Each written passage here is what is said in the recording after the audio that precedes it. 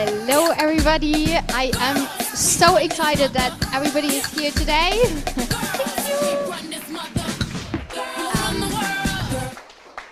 Welcome to our third Trailblazers talk this year.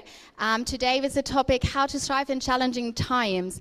We want to make this as useful for you as possible, and we thought that challenging times is something that we can all relate with at NPAL. That's why we chose the topic. And our speaker today is Dr. Johannes Metzler.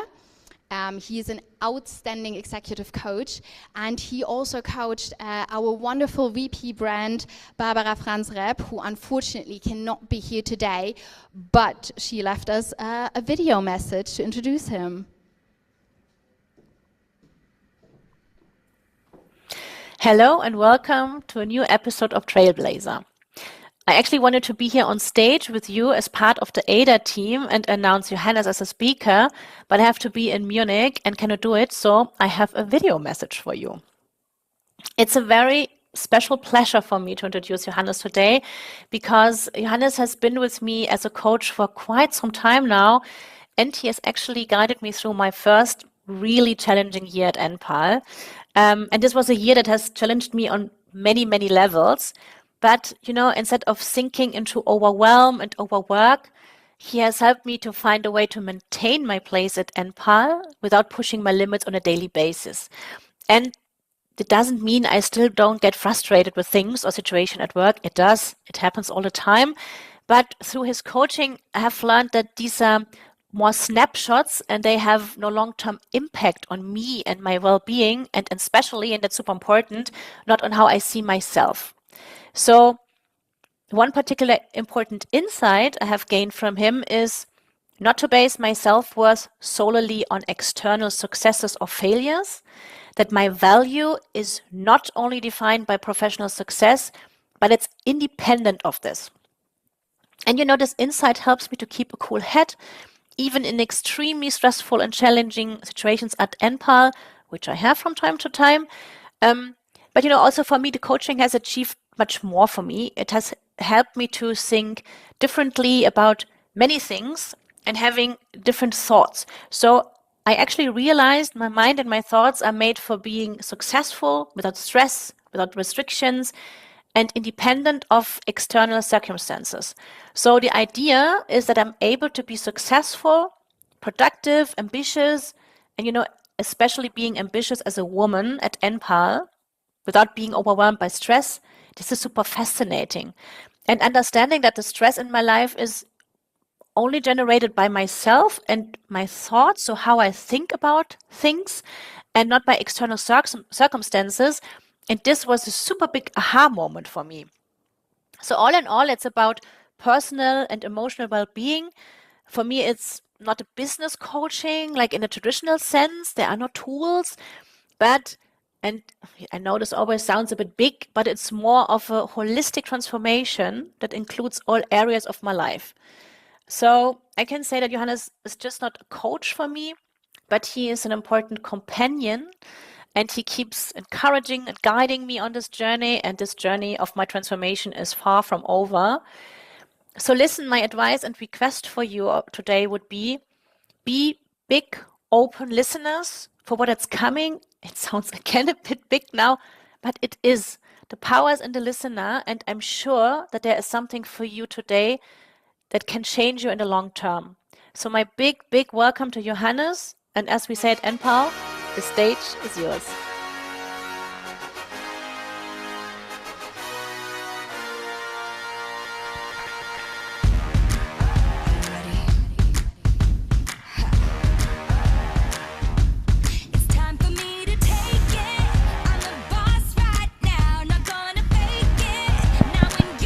As usual, mic check.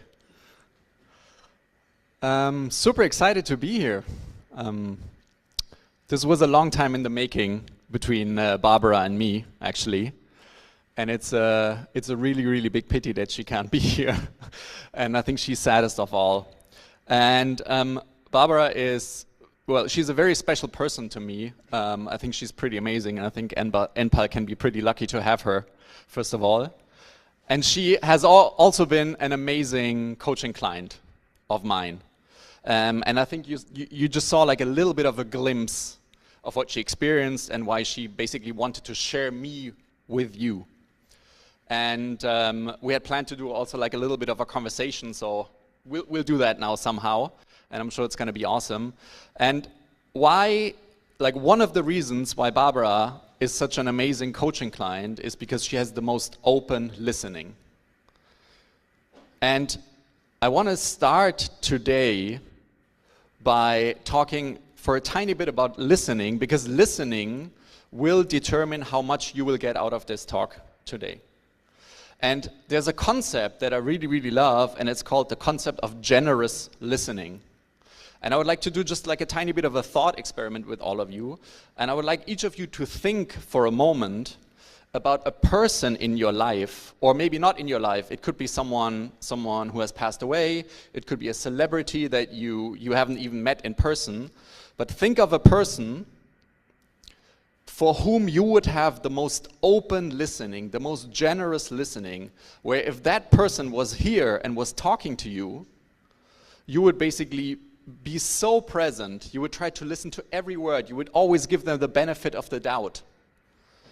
You would not basically let your mind distract, you wouldn't criticize or you wouldn't judge what they say, but you would basically come from, I want to hear what this person has to say, and I want to learn from that, and I'm sure there's something for me in there. Take a moment and just like try to find that person for you.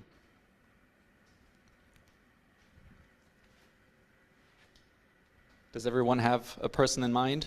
Can be like what I've heard in the past were things like, Barack Obama.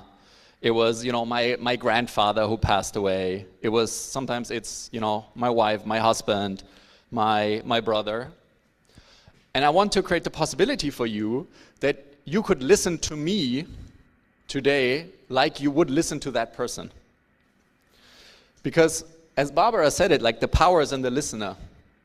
The listening you bring to this will determine how much you get out of this. And I'm saying this because I also know that my power as a coach basically is me bringing my coaching skills and how open the other person is to what I have to say. If they're constantly thinking, I know this already, or what if this is true, or I have evidence against this, or what is he talking about, then you won't get much out of this. And I really, really, really want you to get a lot out of this.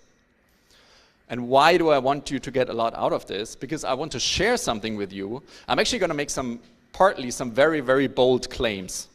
And I'm going to tell you that when I make our claims, I don't want you to believe me, but I want you to check for yourself.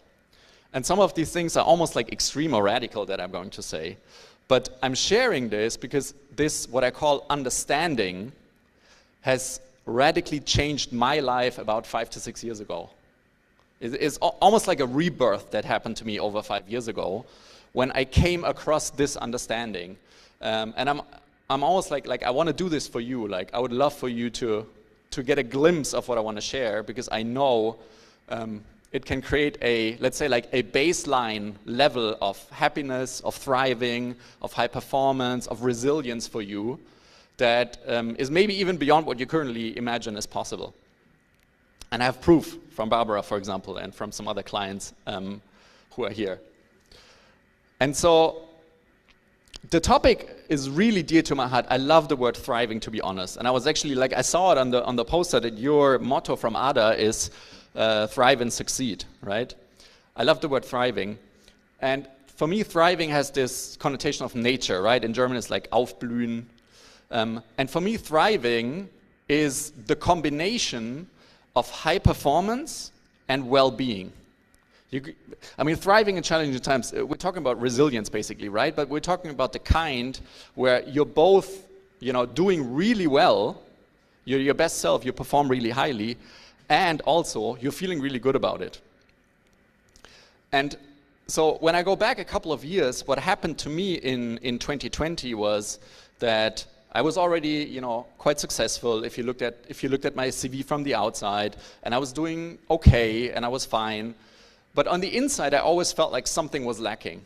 I always felt like I haven't really arrived in life. Like, how am I going to unlock my potential? When am I finally going to find the thing or the job or the role or whatever that's going to make me happy and it's going to make me feel fulfilled? And I was doing well, but I was internally coming a bit from like lack and deficiency. And I was actually in a pretty cool role at the time for a company where I was responsible for HR and strategy. And I was coming with these like big ambitions to the company, and I wanted to change how leadership is seen and personal and professional development and all these innovative ideas. And then, as you know, like COVID hit in 2020. And everything, the priorities changed in the company, the budgets were cut for personal development stuff. And I found myself in a really internally frustrated place. Like I was really unhappy with where I was. I didn't feel like I was courageous enough to leave, but also things weren't really moving in my direction. And you could say like that was a difficult time. And I think, you know, the year 2020 and everything that happened was a difficult time for a lot of people. And then in my search for, okay, what am I going to do next? How can I use my time? I had been in personal development actually for a really, really long time, for almost 15 years. So I have read dozens, maybe hundreds of books about psychology and personal development and self-confidence. And still, like I was always thinking I was getting better, but I still had that deficiency inside. And so then in 2020, at some point in my search for getting better, I stumbled over a podcast episode by a coach from the UK. His name is Jamie Smart.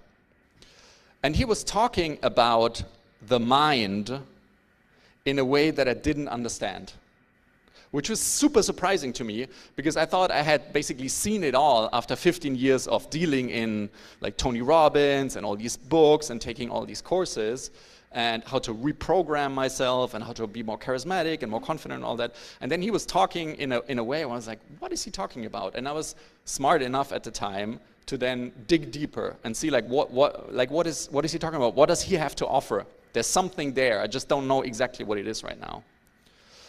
And what he shared in this podcast was what I'm calling now a transformative understanding, or like a revolutionary understanding of how the mind actually works. And this understanding changed everything for me. And I want to share a bit of this understanding with you. And I want to point out that sharing and understanding may sound like really dry and theoretical. And from my point of view, I want to assure you that this is the most practical thing I've ever come across. And why does understanding matter, rather than me giving you like techniques or strategies or tools or rules or principles or something like that in order to thrive more? Well, understanding matters because we're doing really well when we understand something. Everything that we understand, we can actually deal with better. But when we don't understand something, or when we live in a misunderstanding, we're not doing really well.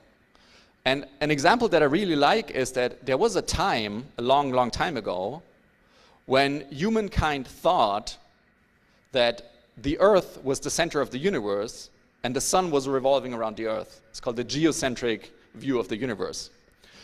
And so obviously we know, but right now that was a misunderstanding, right? They were living in a wrong paradigm about how the universe works. And based on this paradigm, a lot of problems were created. Like, for example, if you were a sailor at the time, like your maps never really exactly worked because they were basically trying to figure out navigation by the stars based on a wrong understanding of the stars and the universe and how it works. So they were like kind of getting it okay, but never exactly right. And all of this changed when a new paradigm came into place, which is that obviously, you know, the Earth is not the center of our solar system, the sun is, and the Earth revolves around it, and all of a sudden the math works, and all of a sudden the navigation works. So your tactics and your tools can be as good as you want to have them, but if you're in a wrong paradigm, in a wrong understanding, you're sort of like always up against reality, which is why I've come to see that having a right understanding of what's actually going on is the most important thing that you can have going for you. And so what I want to share is this understanding in a way. And as I said, like I'm going to claim two major things, which I would love for you to like check out for yourself basically. I'm actually going to write them down so that you have them present.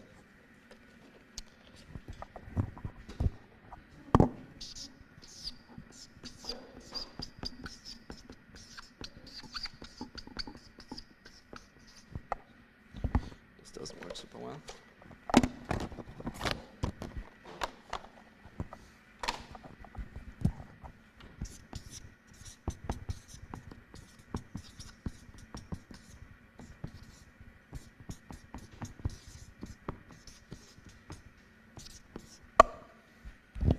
So the first claim that I want to make here is that you, all of you, are designed to thrive. You have a mind that is designed for success. It's designed for resilience, it's designed for happiness, it's designed for well-being, it's designed for creativity and for compassion and for high performance. Like, this is the baseline, always running in the background that we have got going for ourselves. Now, the traditional view of when people discuss something like, for example, resilience, right, which for me is one aspect of thriving.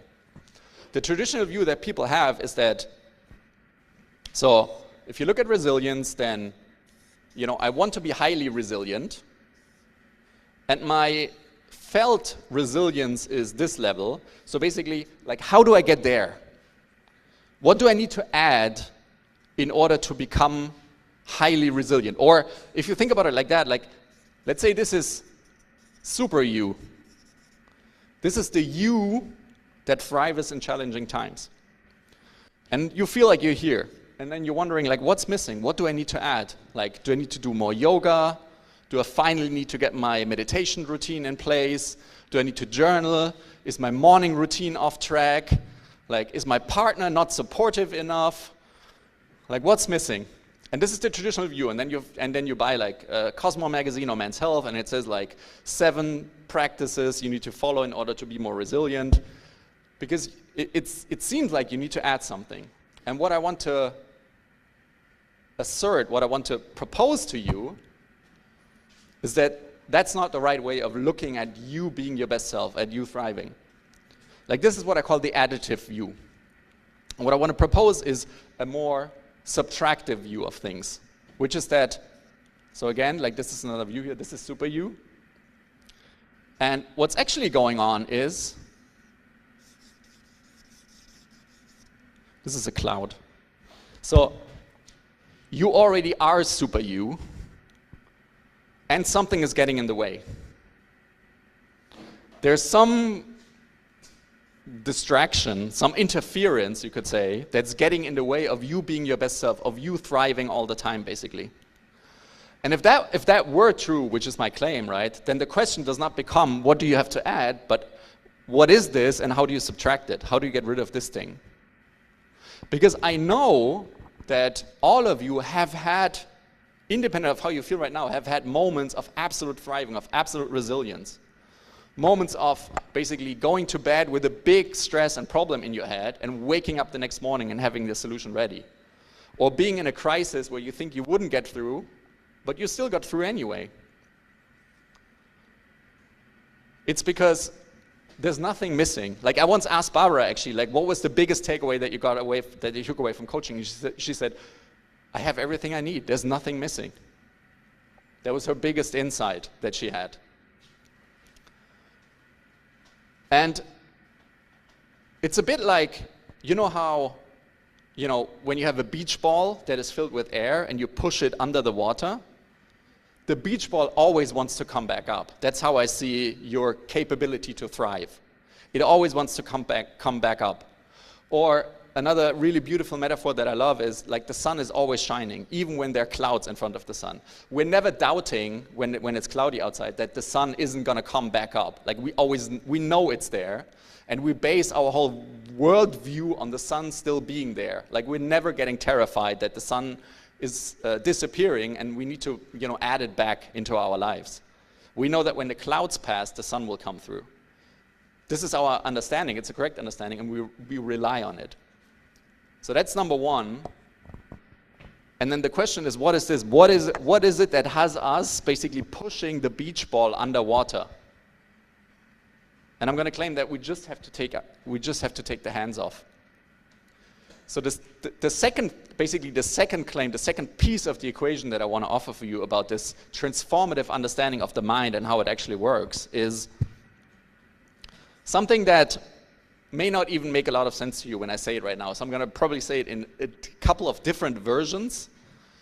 And also, even if you don't fully understand it, I want to encourage you to not try to intellectually understand it, but basically go with it, right? Almost like whatever I say, let it wash over you, remain in open listening and generous listening, And even if you don't intellectually understand it, listen to that like you would listen to a classical piece of music. So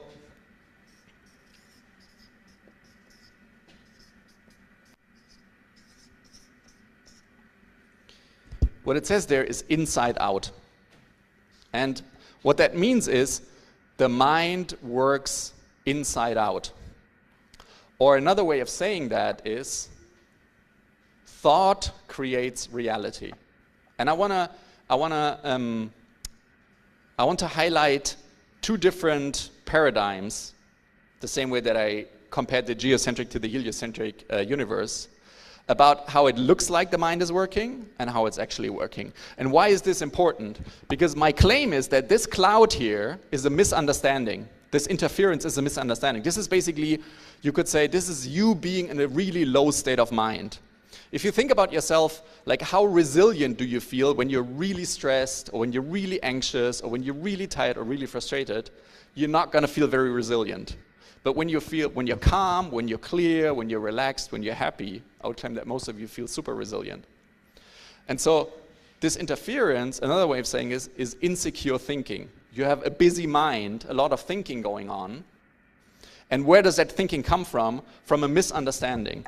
And I want you to imagine, where are we getting our feelings from? Like, why do we feel the way we feel? And it usually looks like our mind works like a camera. And what that means is, when you look through a camera, it looks like you're looking at the world and you're just taking the world in. That's what our phones do, right? That's what our cameras do. They just snap a picture of reality, and then we have the picture of reality. And so it looks like that's what our mind does too, right? So let's say you're getting an email from your boss, and you're reading the email, and you're feeling really stressed about what's in the email. Then it looks like, well, you just took in what happened. The email was the cause of your stress, right? It was a stressful email, and that's why you're feeling stressed. So basically, the mind starts to look for the reason, why am I feeling the way I'm feeling, and it's trying to make sense of the world. And actually, that's like a pretty crazy and constant hallucination of the mind. Because my second claim is that what's actually going on is the mind does not work like a camera, but more like a projector, more like this one. And now just imagine it's the old one, which still has like the spools where the dias go through. And what I'm going to say is that the mind works inside out, not outside in. Outside in would be, it's taking the outside in. And I'm saying what we're doing with our minds is we're taking in raw data. So yeah, of course, if you're reading an email, then you're using your eyes. So you're taking in the raw data of the letters and the pixels and everything.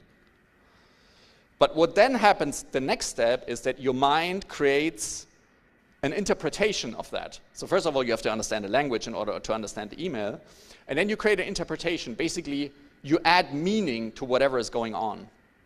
Your mind creates your reality in this moment based on an interpretation of that email or whatever it is that you're taking in right now.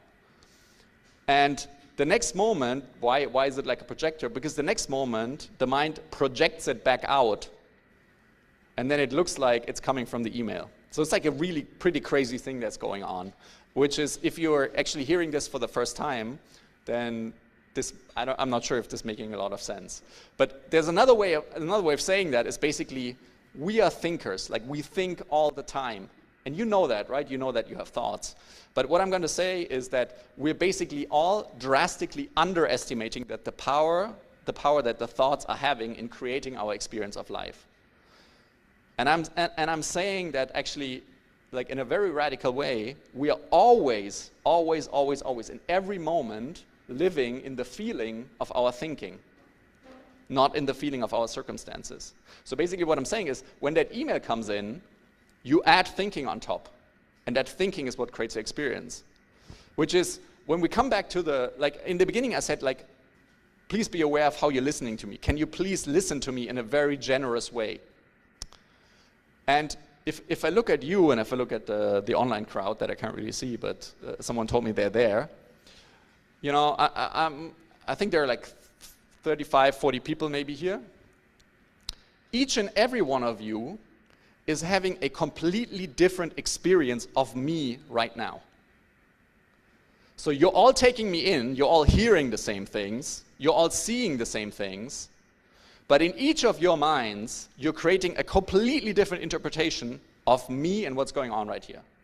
Some people will be fascinated. They will be like, this is the best thing I've ever heard.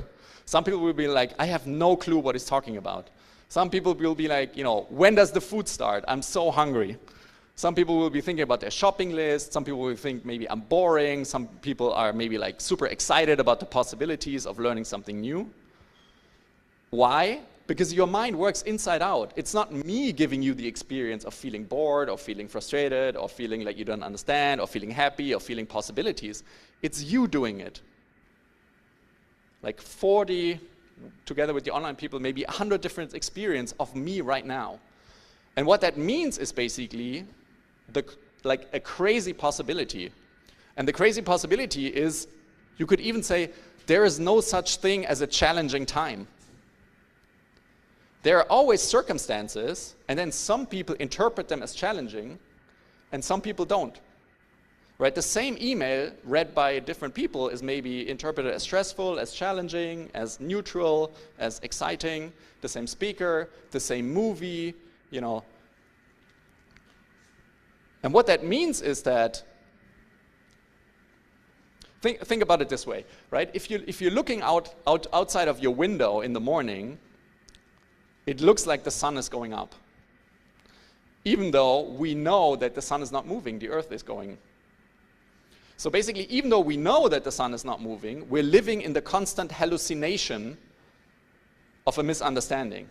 And I'm actually claiming that the same thing is going on for our minds. We're constantly living in the misunderstanding or in the hallucination that the outside world is giving us feelings. I can't explain you why the mind does it like that, but that's what's actually going on.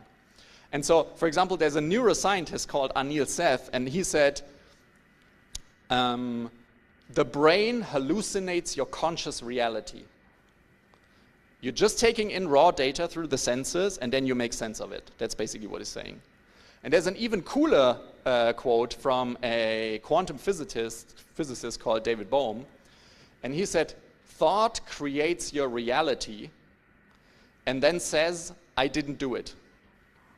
So we're living in this like constant misunderstanding, this constant hallucination of the outside world happening to us, while all the time we are creating our experience of the outside world. And so basically what I said about, right, so if you're living in a misunderstanding, like in the wrong view of the universe, you have problems. And I'm saying if you're living in a wrong understanding of how the mind works, then you have problems. Because if you're then feeling stressed, and you think it's coming from the email, or it's coming from your boss, or it's coming from your project, or it's coming from your spouse, you've basically created yourself as the victim of your circumstances, right? So someone else all of a sudden has the power to give you an experience. And then what can you do? Like maybe you have to change your circumstances. Maybe you have to leave your partner, or maybe you have to quit your job, or maybe you have to like work until midnight in order to deal with this stressful email. Because you're in your experience, you've created yourself as the victim of the outside world. And so, I mean, the question of the talk is like, how do you thrive during challenging times? What I'm saying is that you can't, or it's really difficult, if you live in this misunderstood la-la land of your fiction where other people can give you an experience, or your boss or your job or whatever can give you an experience. And so the solution to this is basically realizing what's actually going on. In the same way that realizing that, the sun is in the center of the universe, of our solar system solves the problem. Realizing that, for example, in that example that I gave, an email cannot give you a feeling. So basically whenever you're feeling in a low state of mind, stressed, frustrated, angry, you're not really good at thriving, because you're not living in harmony with reality. You're like in this la-la land that you've made up. But if you realize, oh, I've just gotten an email. Oh, I felt stressful for a second there, but I'm realizing the email cannot give me a feeling. You basically go back to neutral. And the cool thing about neutral is actually not neutral, but neutral is designed to thrive. Like when you go back to calm, when you go back to in alignment with reality, when you go back to clear, when you go back to present, Like, we're usually really good at that. Like, we're usually really good at reality and dealing with emails, for example, dealing with situations with bosses and so on. And so the way to thrive is basically realize over and over again that the mind creates an illusion, coming back to the present moment, and then going back to the design to thrive, and then operating from there. Like, when we're calm, we're really smart. When we're calm, we're really made well to thrive. And so we all have a lot of blind spots. And the biggest blind spot is that thought creates reality, because it usually doesn't look that way. So basically all of us, including me, by the way, because I run against this also every day, we have a lot of thinking that doesn't look like thinking. So for example, if you're thinking, my boss is an idiot, then the mind makes it look like your boss actually is an idiot. Right? Your mind doesn't create, oh, that's just a thought that I'm having. But your mind makes it look like, oh, that's what's actually going on, and you have to react to that. But if you're coming back to, well, you know, I can make up stuff about other people, but if it's not helpful, let me come back to the present and see what else my mind can create. Because the mind is really good at letting unhelpful thoughts go away. And then new insights come, new ideas come.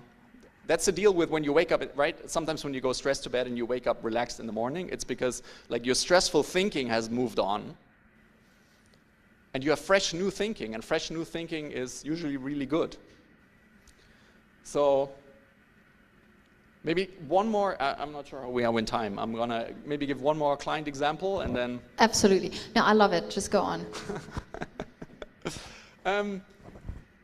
So let me think about some client stuff. I had a client once, and we talked about this, that his stress was coming from his job, and he had this big realization that stress is always in the head. There is no such thing as a stressful week or a stressful day or a stressful project or a stressful job, but he is always making up via stressful thinking the experience of stress, the feeling of stress. And then, what he did was, he basically said, I have banned the word stress from my vocabulary. He was always like, basically, when he heard or when he thought the word stress, like this alarm sign went on in his head, and he said like, oh, like I've caught myself again thinking the stress thought, but I know it's not real. I'm creating my own stress, so I'm gonna let that go, and I'm gonna like just not engage with the word stress anymore. This was like a really cool insight. I had another client, and he was building a startup, and he came to me with the challenge one day, and he said, sales is really hard right now. Sales is hard. So he was basically living with the thought, sales is hard, not realizing that sales being hard is not like a property of the world out there. Because even in difficult times, some salespeople are doing really well. So it looks like sales is not very hard for them. So like sales being hard is not a property of sales. But he made it up that way. He had that thought, oh, sales is really hard right now in the economy. And then the next moment, the thinking looked so real that he didn't know anymore it was thinking, and then it became a problem. So in a way, you can say, like, whenever you have a problem, the only thing that's going on is that you have problematic thinking. You could even go to the extreme. I said I'm going to say some radical things right now. Like, one of those radical things is you could say all circumstances are neutral. And then we think. And then we make up a meaning. And then we interpret them. And then we create, this is good, this is bad. This is the way things should be, this is the way things should not be. And whenever you're not thriving, whenever you're not in a good state of mind, basically you're holding some version of the thought, things should be different than they are right now. That's the only thing that's going on. You're just having a thought, usually it's subconscious, so you can't grasp the thought, it doesn't look like a thought, but actually you're just thinking, well, this is not good, it should be different, and then this thought, it should be different, is what's creating your stress, your anxiety, your frustration. And the moment you let go of this thought, things should be different, like something new can come in. Like the mind is made to thrive. It's designed for success. And then you have a new idea about how to deal with this situation from this more grounded, from this more calmer state of mind. So that basically, that client with the sales is hard, he realized, oh, I'm making up sales is hard. And then he had all kinds of new ideas about how to do sales. for his company, which he hadn't before because he was in such a low state of mind that his mind was like really, really narrow. And so that's the power of the mind. That's the power of this understanding, which I'm calling the inside-out understanding. That's the power of realizing we've got everything we need to thrive, and then we have thinking that doesn't look like thinking, and then thought creates our reality and it doesn't look like it. But the deeper you understand this, both in general and in the moment, right? In the end, what it needs is in the moment understanding, oh, I'm creating my own stress right now. Let me drop out of that. Let me come back to the present moment. And so when you do that, deepen your understanding of this. Actually, my good friend Christina is sitting in the audience. She just wrote a fabulous book about health and longevity. And I would also say that if you take good care of yourself, you've probably heard the Latin saying like mens sana in corpore sano. So if you're having like a healthy body creates a healthy mind. And in a healthy mind, with enough sleep, exercise, good nutrition, all this stuff, it's much easier to see this. It's much easier to drop back into the present moment and to come back to the striving. So that's how I see it. When you take care of yourself, and you have realized that all you're ever doing is thinking in creating your experience, creating your states of mind and your stress, and then you come back to the present moment, basically all the glory, all the beauty, all the thriving, all the resilience, it's all in the present moment. We're made to thrive in the present moment. So that's what I want to point you to and encourage you to look into if you're up for it, because it literally completely changed my life. And so someone recently asked me, what's different about you? Like, what is not normal about you, Johannes? And then I said, for the past 5 years, I think in about 97% of cases, when someone asked me, how are you doing, Johannes? My answer was something along the lines of great, fantastic, or amazing. Because that's really what it feels like to constantly, like, to faster and more often come back to, oh, like, I'm not missing anything. I have everything I need to live a beautiful, happy, fulfilled, resilient life. And I'm just sometimes thinking myself away from it, but I don't have to do that. So that's what I wanted to say for now.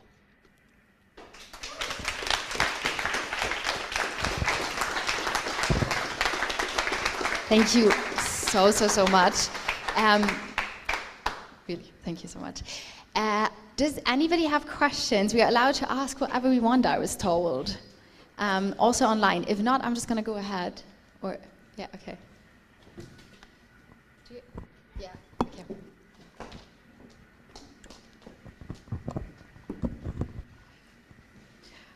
Hello. Thank you for an amazing speech. And I have one question, because you were talking about the stress that our mind reacts on, that coming from like a bit from the outside. But what would you recommend to do with the stress coming from inside? For example, you wake up at 6 a.m., you do exercise, you run to work, and the lunch break you try to do like groceries, everything else. You come back, you do additional like meetings, work, you run, in the evening you have another event, and then in the evening you're like, okay, at 10 p.m. I need to go to sleep, because otherwise I will not wake up tomorrow at 6 a.m. and go to sport again. So what would you recommend to like still have this all and have routine and have well-being routine, sport, exercise, and nutrition, but still like not feeling stressed if something doesn't go wrong or doesn't go right, sorry. Okay, let me try and address that, and you tell me if this answers your question, right? So the way I see it, space is really important. Like downtime, not doing much. You know, someone said this cool thing like, we're human beings, not human doings. So we need to do with a little bit more of being, or like you could say it like doing nothing. So I mean, I think what you said is the stress from the inside that you're creating or that you were describing was the thought that you have to do all these things that you just described. To be honest, you don't have to do any of that. Like one of the coaches that I really admire recently said something like, we are free and then we think. So basically we're like free as a baseline to do whatever we want. You could even like not go to work tomorrow. there are consequences to that, of course, but we have a lot of freedom and a lot more freedom than we actually think, right? Including the freedom to wake up 10 minutes earlier, 10 minutes later, to do your routines, not do your routines. You can do all of that. But you have the freedom to also drop some of that in order to not stress yourself out so much. That's what I heard, right? And so I think when we do that, it's based on a thought that we have to do it, that we should be doing it, right? That's what's needed. But actually, usually, the way I see it, we are basically operating on two different levels of intelligence or systems of intelligence. One system, and I'm not going to be like fully neurologically accurate here, but it's almost just like a metaphor, right? So one system of intelligence is the intellect or the ego or our analytical thinking or our rational thinking, or some people may say the left brain or whatever. And it creates all these ideas. And then we have a level of intelligence that I 6 years ago didn't even know I had, I think, right? And you could call that intuition or inspiration or inner knowing or like an inner compass or like an inner GPS. And I always thought, I'm an analytical type, so I'm going to figure out everything with my left brain. So I'm good at like structuring and analyzing and planning. And I didn't know that all the time I had like a system of intelligence that was constantly guiding me and telling me what's good for me. And we all have that system. The thing is that usually our minds and our thoughts, they're screaming like a loud orchestra in our mind. And our inner GPS, our inner knowing, is more like a silent flute. And you have to be really attuned to listening. And some people say they're really good at intuition. There are a lot of people, I think, that have a lot of intuition, but then they don't follow their intuition because the mind, like the intellectual mind, creates something else. And it creates these ideas. I have to do this, right? If I don't meet my friend, she will be angry with me. And if I don't do my exercise today, then I don't know if I can do it tomorrow if I miss out one day. So we're creating all these ideas with our intellectual mind, while actually we're always knowing what's good for us. We're just not listening to it. And so what I would like to offer you is basically realize or try to listen to that inner voice that basically tells you what is good for you. Like, what are you drawn to? What are you inspired to do? What are you excited to do? And where do we all, by the way, right? If I'm speaking to her, I'm speaking to all of you. Where do we just have a lot of mental chatter that is almost like forcing or controlling us to do things that are not really aligned with this? And usually what's aligned with us is to not over-tax ourselves, but to create space in our lives and do things that are good for us and, drop a bunch of other things that are maybe even good, but not necessary, and in the sum there are too much. Does that answer your question about the self-generated stress?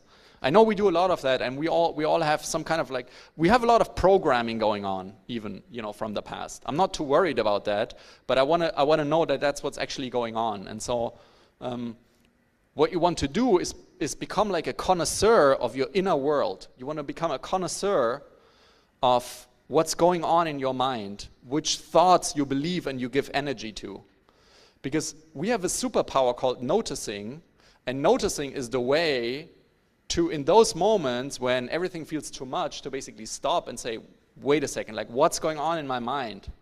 What am I creating as real? What am I believing right now that has me in this frenzied, stressed out state?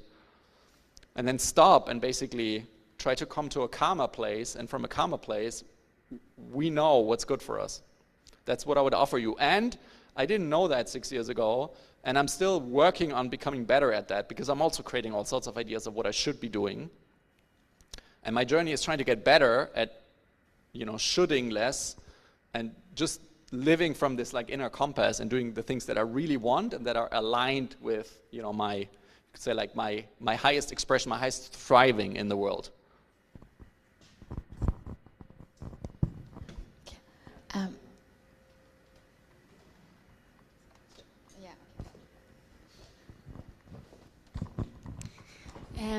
I have a question regarding the stress part you were talking about, that actually we already are super us, and there's just this stress cloud that we create for ourselves which comes in the way. And if that goes away, we're actually thriving. But now I have this graph in mind about like how adrenaline or stress in some sort, like at some level, really pushes you to go do more and be more performing better. And just if the stress level gets too high, it creates this performance downfall. So how does this add up with what you were saying, that stress isn't good for the stress you create in your head isn't good for your performance? Okay, so I recently heard a really, really cool quote, which was something along the lines of, every one of your billion cells listens to the thoughts that you believe. So basically, what I'm saying is, we are always thinking. I'm saying like we're living in the power of thought. So even if we can't grasp our thoughts, we're always thinking. We're always creating a reality. And my understanding is that this creation comes before adrenaline, right? So basically, you have a thought that now you need to, I don't know, hit the deadline in 1 hour. And that thought creates the adrenaline, right? So the thinking comes first, basically, is the first thing that I'm saying. And I'm not going to neglect that there are like hormones and adrenaline and all this kind of stuff. And then that pushes you to some degree. Now, I think I heard once that humans are made to entertain this kind of adrenaline rush for, I'm probably going to get the exact figure wrong, but let's say it's 1 hour per 48 hours, right? So it's the moment when you run away from the saber-toothed tiger in the wilderness, where you need all the adrenaline, you need all the power to fight or flight. And then either you're gone, or basically you've outrun the whatever animal, and then you're fine again, and then you're relaxing again, and your hormones are going down. So what we are doing somehow, you've probably heard this before, is, our brains have not evolved that much with technology and everything. So we are constantly creating the illusion that we're under threat, that we have to run away from, dangerous animals, that our life is in danger. So basically, you're getting an email with, a work to do, and we very often create then the thinking that, oh, this is life and death. Like, I really have to perform highly here. And so what most people do is they're completely overtaxing this adrenaline system because of the thinking that they're believing. And they're basically living in, 8, 10, 12, 14 hours per day in this stress mechanism. And then at some point, I mean, you said that too, right? You shouldn't overdo it. I just think that most of us have a very excessive idea of what's good for us and what's not good for us. I'm basically not saying stress doesn't push performance for a limited amount of time and then you can use that for a limited amount of time. I'm basically saying I think almost all of us, we're overusing it because of the thinking that we're having. And that creates then problems. Like I know a really renowned psychiatrist, and he basically says all mental illness is basically chronic stress.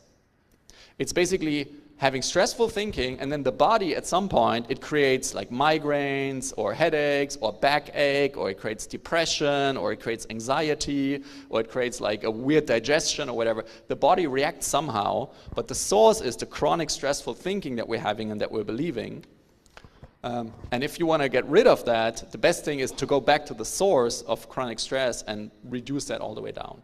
So the short answer is yes, adrenaline and so on, like a little bit of stress can push you for a short amount of time. We're just overdoing it all the time, and we don't have to do that, because there's also like a focused but calm state of mind from which we also perform really highly. Like I know, for example, when I'm getting stressed, like in my adrenaline rush, like I could be looking for my keys, and I'm like, oh shit, I lost my keys, and then I go like this, right? So my adrenaline kicks in, and I'm completely overdoing the looking for my keys to the degree where it's not productive at all. Whereas if I stayed calm, I would probably find them here right away. And so I think generally we're doing that way too much. Does it make sense? Yeah. I have one more question. Yeah. you were saying that if we, I wrote it down, just that if we let the circumstances create the stress, then we make ourselves a victim of our circumstances, and that we should let that go, let that thought go away.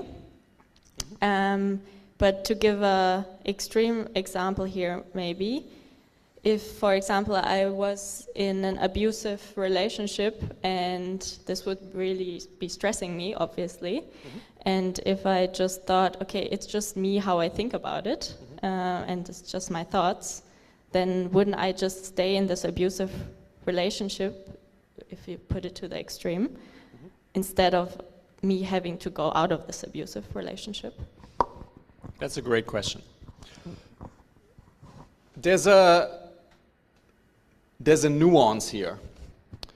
And the nuance is that what I'm describing is a principle, not an instruction. In my mind, there's a difference between what I call the science of the mind or the science of life and the art of living.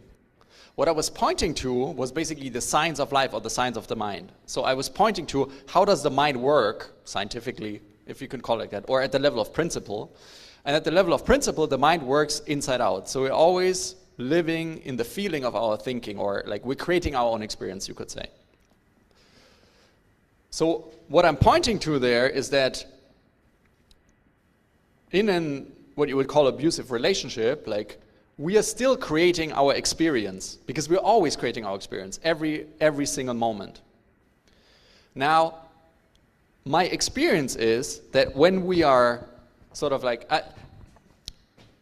let's make it easy, so let's make it not physically abusive, but let's say it's verbally abusive, right? Okay. So if I'm living in the understanding that my experience of stress is coming from someone else, then my claim is I'm not thinking in harmony with reality. I'm basically putting the source of my experience somewhere else. So I'm just describing whatever someone is telling me, I'm creating an interpretation of what's going on. And my experience is that when I realize that, and I come back to, oh, I am doing that, this is not about like assigning blame and saying, so like, you're to blame if you do that, or is this not to say that there's an instruction there, oh, because I'm creating that means I should also tolerate it, because maybe I could create it differently, but it just means I will be smarter to listen to this system here, which I described earlier, when I'm living in harmony with reality, when I'm calm and clear. And I would actually say that the person that is that knows what's going on will be better equipped to take the right decision about their relationship, maybe when to leave, maybe basically create the better plan when they would leave or something like that. So I hope that makes sense to you, and I know it can get really nuanced because there's not an instruction there. I'm just saying whenever you're in harmony with reality, you will know best what's good for you. And I want to give you an example that's just coming to mind about these like extreme circumstances, because they usually, which I like, right? They're being tested in order, like, let's test the understanding. Is it really true? Because I'm claiming it's true all the time. So there was once a situation when my little daughter, she swallowed her necklace, and the necklace had like a little bit of it had like a little heart in there, and the heart got stuck in her throat. Basically, it didn't move up, it didn't move down. And we were, when we found out, we were rushing to the emergency room, and they were sort of like trying to figure out what's going on, and they were trying to get it out, and they didn't get it out. And they were saying, well, it could get really dangerous, maybe not, probably not, but you never know. And we may have to do like a surgery with full narcotics. And it was really crazy because obviously you could almost say like my daughter's life was at stake. It was really critical. And I noticed in the moment and also afterwards that I think I have hardly ever had a more connected experience and relationship with my daughter in the moment. So basically you could say, like, from the outside, like, the circumstances were horrible, but what I was experiencing wasn't stress and anxiety. It was just love and connection to my daughter in the moment, to the degree that like, when I try to remember the best day with my daughter, it's almost like that day comes up. And that really gave me like a really, really strong appreciation that no matter what the circumstances are, we're always creating our own reality. And when we're creating it in a not stressed, helpful way, like, I was so much better able to serve my daughter in the moment, to take the right decision, like, to be there for her.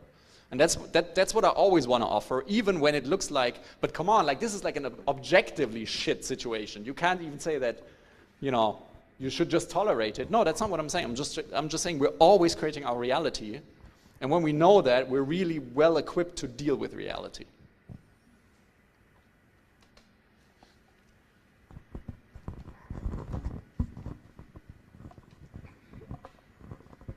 Okay, I'm going to use this to have a question on myself. I want to come back to how to thrive in challenging times, because I feel like the moment that I thrive, when I succeed and I get appreciation in a work context, I automatically feel more valuable, but this also goes the other way around, right? And especially in challenging times, you cannot always succeed. So, like, what advice do you have in not linking your professional successes or failures to your personal value? Okay, this is also a great question, and a tricky one, actually, I would say. So, here's another metaphor that I want to offer you about the way I see life, right? So, the way I see life, about how we're creating our own reality, imagine you're in a movie theater, and you're watching a movie, and you're really liking the movie. It's creating like a good reality. You're creating a good reality in your mind while watching the movie. It's really entertaining, it's exciting, right? You don't want to be the critic stepping back and thinking, oh, I'm just making this up, right? Like, I'm just creating that reality. No, you want to be immersed in the movie.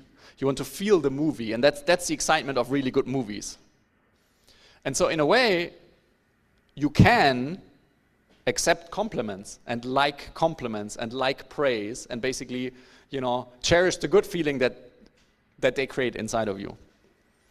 Now, what could happen if you're in a movie and the movie all of a sudden turns to like a horror movie and you're getting really anxious about what's going on? I think it's really good to have the capability to basically wake up from the movie and realize, oh, this is just a movie, like, I'm not actually in danger here.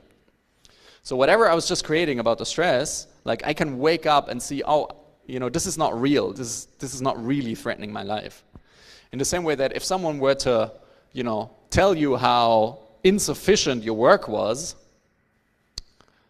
you don't want to be that engaged in the movie, but I think you want to have the capability of almost like taking a mental step back to what's actually going on in order to come back to this like calm and clear place. And so what I want to offer is, I mean, basically your question was around how do we not tie our self-worth to our performance in our job or in our role. And the image that's just coming to mind is like when you, like, I think this is more an American thing, but do you know when sometimes out on the sidewalks, let's say there's like a hot dog shop, and there's a guy outside standing in like a huge hot dog costume, trying to advertise the hot dog shop and trying to get people into the hot dog shop, and he has like a placard and say like best hot dogs in town, and it's like a person in a real big hot dog costume. So if someone were to insult the person impersonating the hot dog, right? There's a way that you can see this is not about the human in the hot dog, but this is about the role that is being played right now in the hot dog costume. Right? There's a difference between the human who's stepping into a hot dog costume and the performance of the hot dog costume trying to get customers into the store. And so what I want to offer is that the human has always an innate worth, innate self-worth, and you can see that, you can feel that here. You're basically, you can feel this design to thrive and to feel worthy, for example. That would be one aspect of that. You can always feel that in the background. It's like untouchable. It's basically unlimited. It's infinite. It's always there in the background. And then the human steps into roles, right? You're like a partner in life, and you have a job, and you're maybe like a friend, and some of us have kids, and some of us has parents, and we're playing roles, basically. And if something happens as a, let's say, like feedback or critique to that role, there's a way of seeing, this is not me, the human, this is basically the role that is being criticized. There's a difference between the human and the hot dog costume. So this is like one thing I would offer to you, basically to realize, well, I'm working here, and I'm really involved in this work, but I'm not invested. What I mean by that, the difference between involved and invested for me is involved is you're giving your heart and soul to this company here, right? You really want to perform, you want to learn something, you want to be part of a great team, you want to have great experiences, you want to be successful, but you don't want to make your well-being dependent on this success, on the things happening exactly the way you want them to. Because that, again, that is thinking and creating the illusion that things should be different for you to feel good, which is not true. You can always feel good and worthy. The only thing that is taking you away from this feeling good and feeling worthy is your thinking that things should be different. So this is maybe another aspect of that. The third aspect that I want to say is, and this is getting like, I'm still going to say it's getting very meta right now. So if you follow me, fine. If not, then don't, right? So let's say someone criticizes you at work. What I'm claiming is they are not even experiencing or interacting with Hannah, the human. The only thing they're doing is they're interacting with their own thought-created version of Hannah. Because, right, so I'm seeing you right now, but I'm not experiencing you, I'm experiencing my version of you basically up here, right? So I could say like, I don't like black dresses, right? And then I could create a version of here up here where someone is sitting there whose dress I don't like. Or I could make up like, I love black dresses, and then I'm making basically up, oh, like someone has an amazing outfit. So I'm basically not talking to Hannah the human, but I'm kind of like interacting with my own made-up image of you. And the same is true for when you do, let's say you do a piece of work and someone criticizes that or gives you feedback. The only thing they're interacting with is their own idea of how things should be. They're never interacting with you, but only in their own minds.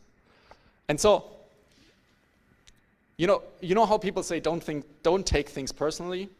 It's like a great strategy. You've probably heard that before. Because when we take things personally, we can make our well-being dependent on what other people say. And then people say, no, don't take things personally. Now, when you look at that at the level of a strategy, it usually doesn't work.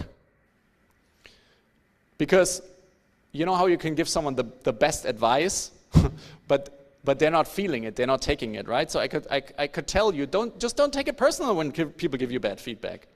But probably that wouldn't do much for you. So what I'm trying to give you is an updated understanding of what's actually going on, which is that if someone gives you feedback, it's not even personal at the level of principle. Because they're not giving it personally to you, they're giving it to their own thought-created version of you. And when you see that, don't take it personal is not a strategy anymore that you're trying to implement and that doesn't work because it doesn't really make sense. But it becomes a level of understanding that basically whatever happens to you, it's never personal.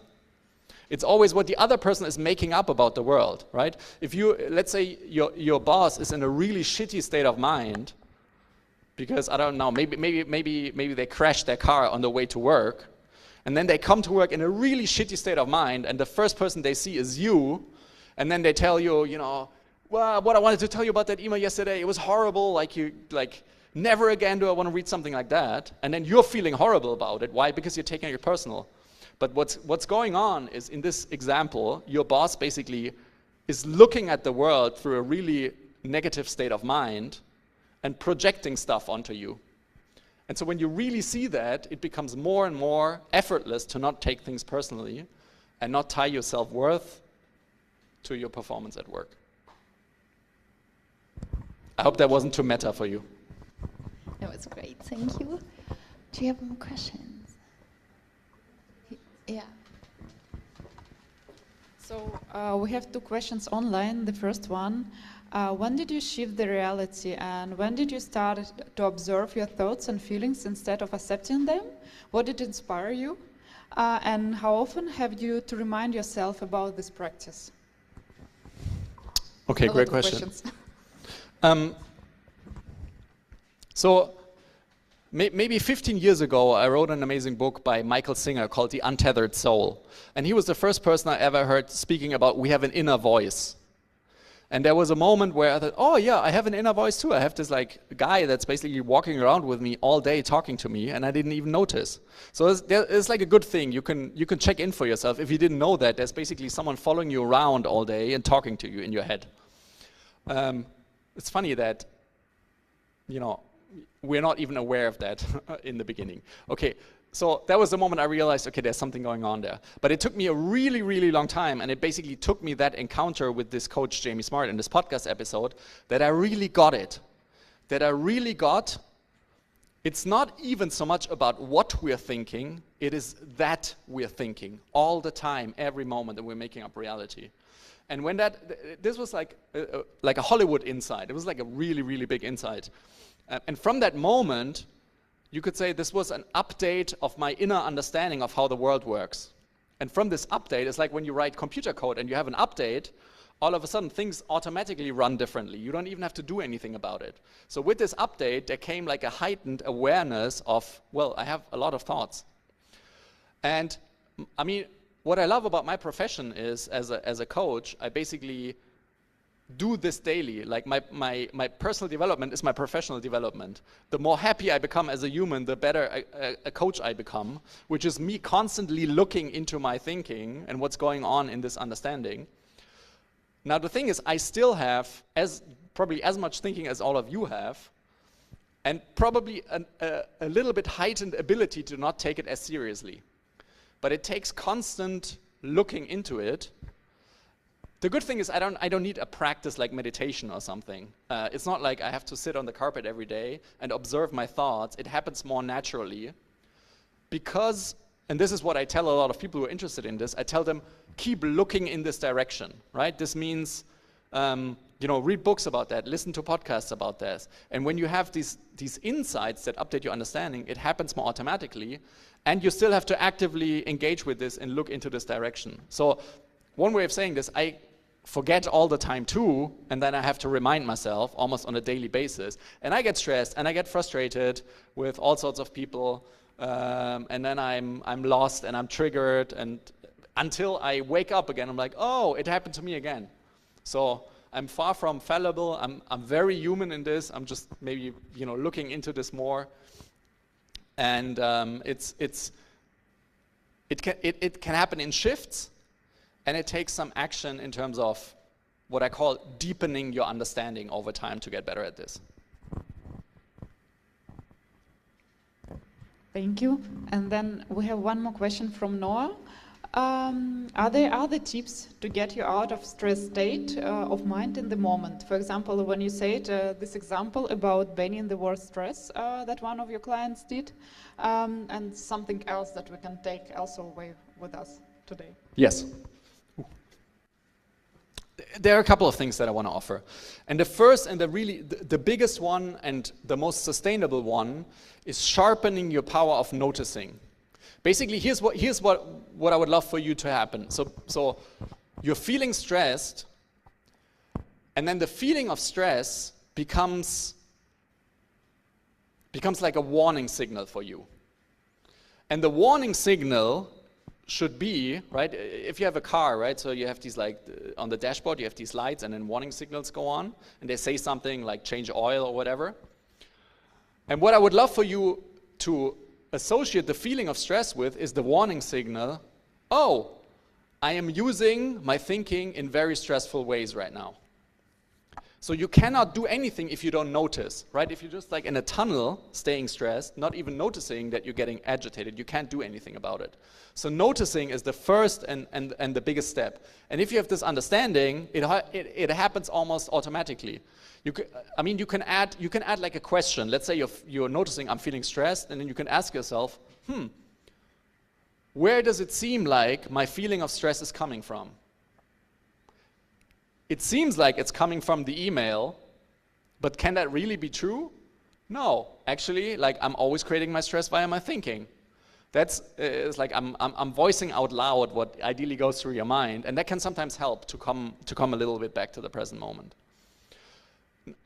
Now, I said we have like a navigation system, like an internal compass that tells us what's good for us, and we all have things that are good for us when we're stressed. It could be like taking a break, could be taking some breaths, it could be, you go running, or you walk a little bit, or you think about, like, we have some things that are good for us. I just want to highlight that it's never the practice that does the heavy lifting, right? It's never the running that does the heavy lifting. It's never the nature that reduces your stress. It's never the meditation.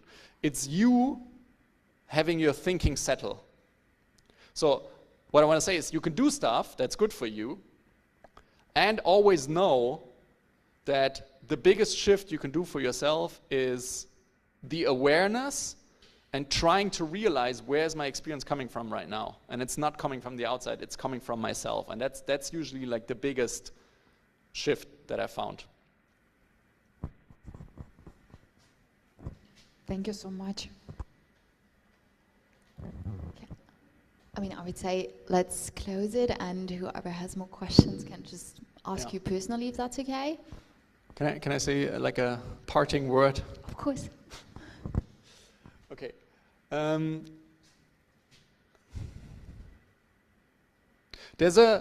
recently did a workshop. Actually, my friend Natasha was there, and we wrote. I think this is the shitty one. And we wrote something on the flip chart.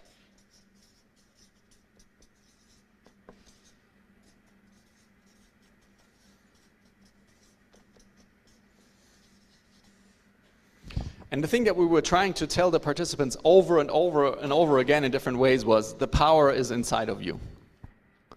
The power is inside of you to thrive, to feel really good, to be happy, to be fulfilled, to feel certain, confident, courageous, whatever it is, in challenging times and actually in any times, independent of circumstances. That power is inside of you. And inside of you is the power to create your own reality in every moment, moment to moment to moment to moment to moment. And to me, that's the ultimate power. I've never found anything that is more powerful than the power to always create my own reality. Not that I can always consciously do it, but I am doing it actually all the time. And the power to experience everything that I'm looking for in life, independent of circumstances. That to me is the beauty and the revolution and the transformation of this understanding, which is what I was trying to allude to in the beginning. Like, I want to share something with you that has radically changed and improved my life. And if you're just getting a glimpse of it, just enough to keep looking, to say like, oh, this is interesting. Like, maybe there's something there for me too. Like, I want to know more of this. And remembering the power is inside of you, that would be amazing. I want to encourage you to take on the inside-out understanding as an experiment going forward. Like, if there's something practical I want to offer, what I just said about what if you could live for a week or so in the experiment, let me see, what if all of my stress is actually created inside of me and it has nothing to do with my circumstances? And basically keep looking, keep asking yourself when you're feeling stressed, like, where is it coming from? Outside or inside? And just keep looking at your thinking. Oh, what if it's coming from the inside? Can I have fresh new thinking about this? What if I just let this go? Like, just look at this and see if you can see something for yourself. And I also want to offer you that the best place to connect with me is on LinkedIn. And I don't know, are we putting up the QR code? Because I've written a little book that some of the people here have already read. And I would love to offer you, I said keep looking in the direction. I want to offer you that if you connect with me on LinkedIn and you send me like a message, I mean, you could also send me an email or whatever, but if you say you were here and you would like to have that book in digital form or otherwise, send me a message and I will send it to you. And that will be like a first step in keep looking into this direction. And I think there's a QR code that you can just scan and to find me on LinkedIn. So that's my gift. The book is the small gift. The big gift is this understanding, as it has been a gift to my life. So thank you for your generous listening. She's just a